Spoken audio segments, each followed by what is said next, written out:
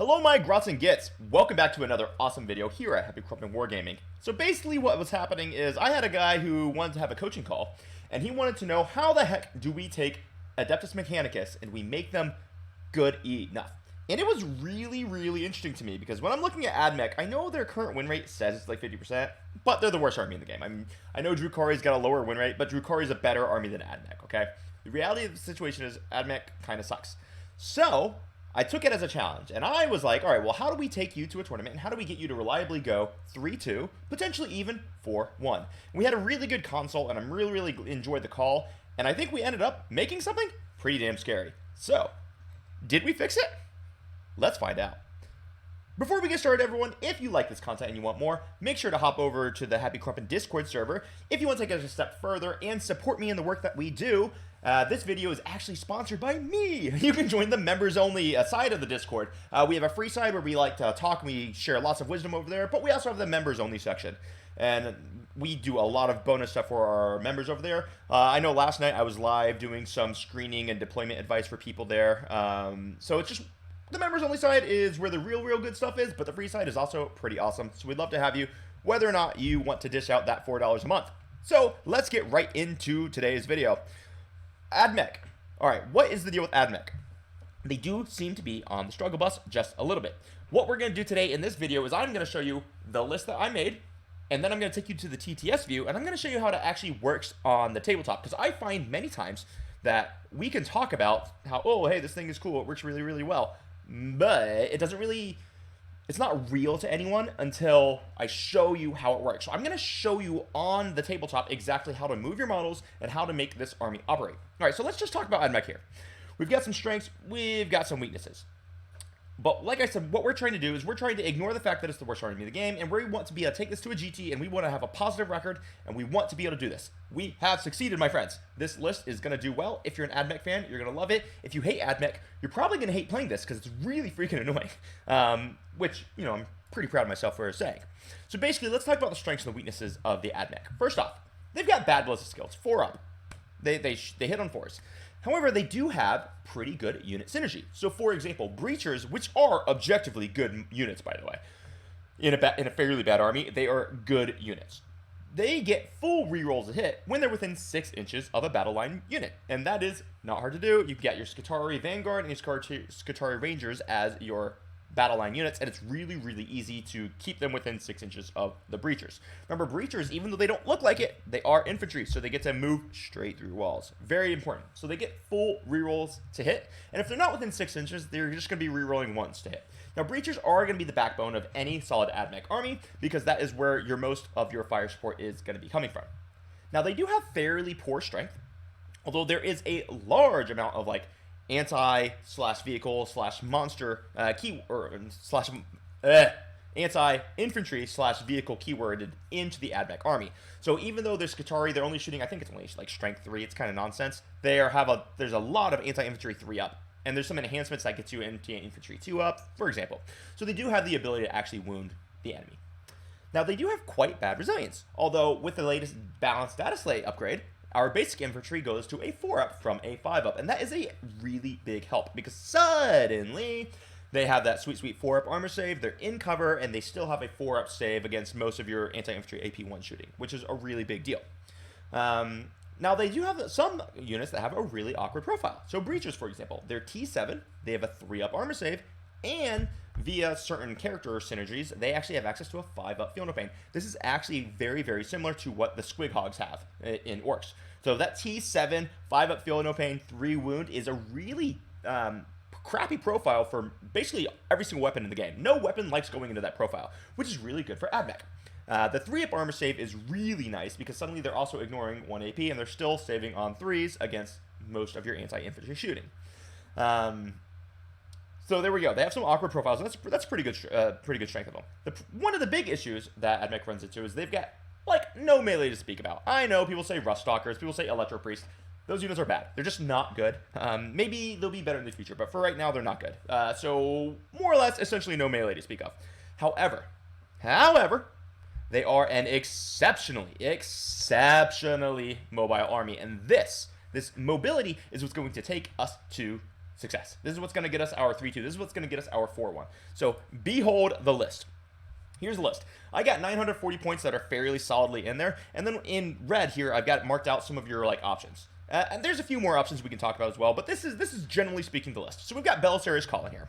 He's a killer, he's a defender, he's utility. So he's a defender because he could be getting, stealth to all of the units that are going to be within 6 inches of him. He's a killer because he could be adding reroll hit rolls of 1 to everyone within, whatever his aura range is. His utility is great because he's going to give himself the lone op. He's going to be giving himself, he can heal his own wounds every single turn. And he also does hit a little bit. So Belisarius Cawl is actually useful. I do think he's probably a little overcosted still, but there's things that are going to have to be fixed in the codex. Remember, this is a list that, while extremely proud of, I do believe Admech is going to be capped out at about that 3-2, 4-1 range on tournaments. You're probably not going to be seeing them win GTs. Then we're going to run the Tech Priest Archaeologist. This guy is only 45 points. However, he is really, really awesome utility. He brings a 12-inch no deep strike bubble. This is critical against a lot of your harder matchups, such as Genestealer Colts. It's exceptionally good against Space Marines, especially with the new Vanguard detachment, where you're getting those Inceptors that are going to be able to deep strike 3 inches away, be picked back up, and then deep strikes 3 inches away again. So it's very, very powerful to have that 12-inch bubble of, nah, homie. All right. Then we're getting to some of the other characters. We've got the Tech Priest with the Master Annihilator. This dude, and this is the Tech Priest Dominus, by the way. This guy is a killer and he's a defender. First off, he's a killer because he adds sustained hits 1 to his unit. He's going to be going with the Breachers, of course. And he's a defender because he gives that 5-up Feel No Pain to them. Very, very awesome. We love this. He is pricey. He's 110 when you add in the enhancement. But the sheer amount of increased output, especially when you consider the fact that these Breachers are almost always going to be re-rolling the hit roll because they'll be within 6 inches of a battle line unit. So that sustained hits 1 becomes even more valuable. It also makes their Overwatch pretty disgusting. And with that 5-up Feel No Pain, it's hard to kill that unit. Then we look at the Tech Priest Manipulus. This guy's a defender and he's a killer. So once per game, he's going to give that 4-up invuln. And he's going to be going with the other unit of Breachers. He's also given them lethal hits, which is a killer, so it increases their output as well. Now, you could say, since there's a few points available in this list, one of the options I gave us is we could upgrade this Manipulus to another Dominus with the Omni Sterilizer. The Omni Sterilizer would make him hit a little bit harder. You could also actually keep him a Manipulus for a Super Flamer because it's going to give an Anti-Infantry 2 up plus / Anti-Vehicle 4 up, which could be really, really useful. So there's a little wiggle room in this, so you could upgrade him to a Dominus to get that extra 4 Feel No Pain, or you can keep him with a Manipulus to get a better Flamer. So there's some wiggle room there, however you want to apply it. Then we're going to run one Marshal with the Archived Purge Protocol. This dude is pretty cool. So the Marshal, he's just going to give reroll hit rolls to the Battle Line unit. So this Battle Line unit is going to be rerolling hit rolls, and that it's also going to be giving reroll hit rolls to one of the Breachers just by nature of being a Battle Line unit.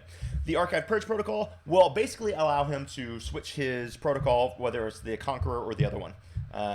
Essentially, do you want to give 1 AP or do you want to ignore 1 AP in your own deployment zone? And do you want to have heavy weapons or do you want to give your unit advance? Typically speaking, this army is going to always want to give themselves advance or assault weapons, and they're going to want to have the extra bluff of AP. Then we're going to have a unit of 10 Rangers. They are utility, the primary, and their move blocking. They actually have that scout move, so they're going to be inside that Dune Rider. So that Dune Rider is going to be scouting forward. Then we got the 2 units of Vanguard. They're for utility, they do primary, and they move block. And then we've got 2 big boys. We got 2 of those Onager Dune Crawlers. They've got the big neutron lasers. These dudes actually do hit. That neutron laser is going to be strength 16 AP a bunch, D6 plus 1 damage, I believe. 2 shots each. And they're going to be sitting next to Call pretty much the entire game. So they're going to be getting the reroll ones to hit, or they're going to be getting the stealth.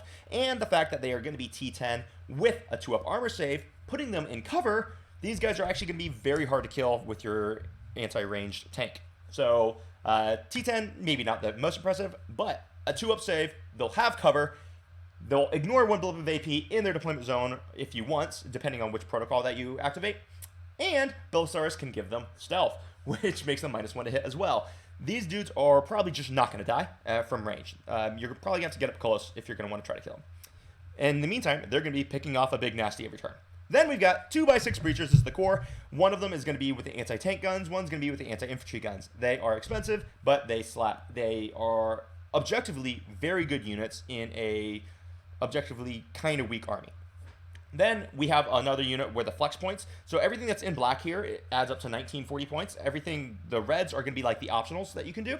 So you can add 1 Dragoon or Iron Strider for 60 to 50. That's just an extra unit to, I don't know, go to a secondary or to move or to screen. It's just something that you can have. But this is the part that really makes the army work. The next one, we have 3x3 Cerberus Raiders. If you remember my cavalry video, what I talked about was, holy crap, these Cerberus Raiders are awesome, and they almost make the list of best cavalry in the game. They are insane, and they will carry your games as Admech. They don't do any damage. Well, they do almost no damage, but the damage is not the purpose. They will move, block you to death. Then we have 2x5 Skystalkers to essentially do the exact same thing, just to give us a little bit of redundancy. This is the list. Now, let's talk about how the heck does this list work on the table. This is Screen City, baby. So essentially what you're going to be able to do is you will be able to take all your scout moves. There's a lot of scout. Those rangers will get that scout inside the Dune Crawler, and then they're going to get out of the Dune or is it Dune Raider? It doesn't matter. They're the dedicated transport. They're going to move up with their scout move. Then they can get out. Then they can move because they got up there with a scout move. They can screen out an entire block of the map, and then the Cerberus Raiders can yeet themselves forward. They get a scout move of 9, and they move 12. So bare minimum, they will be going. What is that? 9 plus 12. Oh god, math. 19 inches. And then if you advance them, holy crap, you can move these guys 24 inches in a single freaking turn. This is disgusting for a lot of armies. Disgusting. Then, so that's the general thought. Okay, so what we're gonna do is we're gonna take all of our Cerberus Raiders, and we're gonna yeet them up the battlefield, and then we're going to start slowly moving all of our shooters into position. So by the time our opponent finally gets out of their deployment zone, because they're going to have to shoot through those bodies, it's not hard to shoot through those bodies, but they'll have to, which means that they're going to have to skip their first movement phase, essentially. We get to do that screen again with our sky, what are they called? Our Sky Stalkers. So then, sometimes you might have your opponent not leaving their deployment zone until turn 3, which basically means you're just going to win on points, even if you end up getting table. So let's take it to the TTS view, and I want to show, like, how does this actually operate. So I'm going to go right here. Boom. There we go, guys. This is TTS. So essentially what I've done is I have pretty much just gone ahead and decided that I'm going to deploy against the World Eaters, because the World Eaters also have scout moves, and they're terrifying, and people don't really know how to handle them. Forgive the sloppiness, guys. I'm just using this as a demonstration.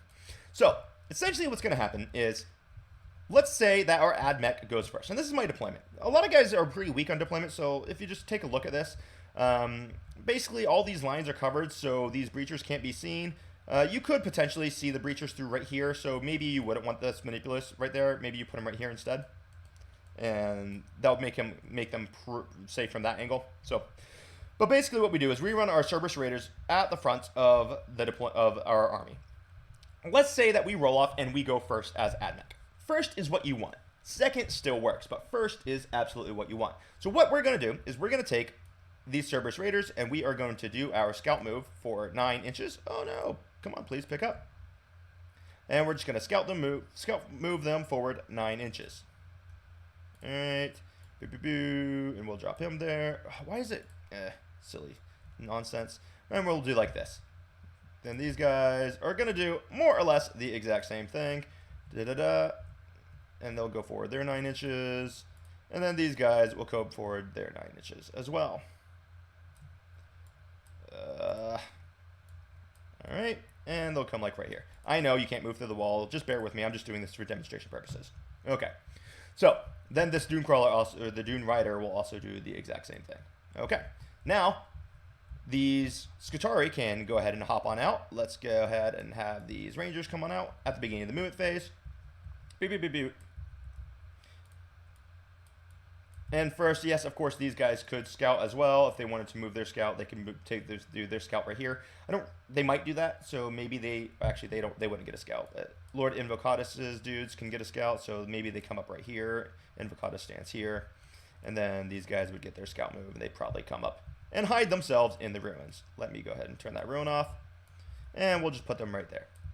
So at this point, now what we do is we move our 12 inches with the Cerberus Raiders, and we're going to advance them. So I'm just going to give them an average advance of 3, so I don't have to take too much time here as I'm demonstrating. So they move 12, and then they add 3 inches. So let's just do this. We can even take this guy a little bit further. And then this guy can come like right about here. And then these guys can do the exact same thing. They're going to go 12 plus like 3 inches. So give them, I don't know, 15. And they're going to come and do essentially the exact same thing right here. And then these guys are going to do the exact same thing. And they're just going to come right about here.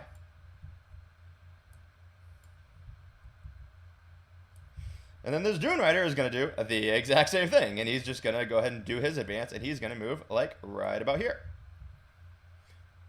He might even move like this. So at this point in time, the World Eaters are screwed because their entire first turn's movement is going to consist of moving right here. This is how powerful this turn 1 scout move is. The enemy is completely locked into their deployment. They can spend their entire first turn just destroying these Cerberus Raiders. And actually, you know what? Maybe we pull away an inch away from the wall so that they can't hit us through the walls. So then what they're going to have to do is they're going to have to expose themselves while our entire army also spends this turn moving on up. And let's just go ahead and advance these dudes. So say they get to like, I don't know, right here is fine. So in their next turn, they can just move up normally. And remember, guys, my movement is sloppy right now. That's okay. I don't care. Right now, I am just demonstrating this for all of you beautiful people. Our Onager Dune Crawlers come on up. Boo, boo, boo. Maybe they move like that. That's probably a little too far. So we'll do like this. Move Belisarius here. So all of our Onagers, they are going to be able to shoot the crap out of Mr. Angron turn 1, or whatever else will come straight through there. We obviously have to move these dudes up a little bit, and we'll leave them behind just a wee bit, just for those screening purposes, in case we had anything in Deep Strike. Of course, with our World Eaters, they really don't have anything in Deep Strike right now, so there's nothing to super concern themselves about. These guys can move on up, and we can have this one Tech Priest Archaeologist with his 12-inch bubble of denial, basically screening this entire quarter by himself. So right now, oh yeah, and for crap, we still have even more, don't we? We even have these Sky Stalkers. So now our Sky Stalkers are positioned right here. And what we've done is our World Eaters, they'll spend their whole turn, they'll kill all these dudes. Boom, boom, boom, boom, boom, boom, boom, boom, boom, boom, boom, boom. No problem. And then in our next turn, what do? The exact same thing, everybody. Our Sky Stalkers are going to move up. They'll get their little advance in. We'll let them shoot as well. All this is still blocked off. Maybe we let them through this area, and we get ready to overwatch the crap out of them with a really hard-hitting Breacher Squad. And we take these Scutari, and we put them, we advance them all the way over here. So no Berserkers are running through this area. This is such a nightmare for an army like World Eaters, or really any army to play. I know this is long advance, so we moved them last turn as well, guys. So then what happens is they are completely screwed. There is really no way for World Eaters to win this matchup anymore. We'll just keep these guys just within 6 inches so that we can get the full rerolls to hit over here. So next turn, these guys drop down. Maybe you even deep strike another unit down to fully block this area off. Once they activate their shooting, they get to move d6 inches, and they're going to end up blocking this guy. So essentially what happens is the World Eaters don't get to play the game until turn 3. This is awesome. This is going to work against pretty much any opponent in the game. There will be some differences, like some people can fly. Like, for example, Angron will be able to fly and get here. He's going to eat that huge, big Overwatch, and then the Onagers are going to get another turn. They're likely going to kill him. So this is basically just the way the game is going to go. This is how you need to be running your army as Admech, because you're playing from behind. But if you can be aggressive and you can use your mobility, which is your greatest freaking weapon, you can dominate your opponents. So if you like this content, everyone, please let me know. If you have any questions about the way the army works, you can type it down in the comments. If you have any criticism, type it down in the comments. It is totally fine. There are things that I miss occasionally. But this is basically what we cooked up in a 45-minute coaching call, and I'm really, really proud of the list. I actually think, and by think, I mean I basically know that this army can very easily go 3-2 at essentially any single GT, and a 4-1 is totally possible if you pilot it correctly and maybe have a wee bit of luck. The armies that counter it are armies that have a lot of fly, obviously, because you can just fly over the screens, but that's going to be true of any army with screens. Anyway, my happy crumpers, I hope you enjoyed the video. I'll bring you back with another one before too much longer, and enjoy your happy crumping. Bye-bye.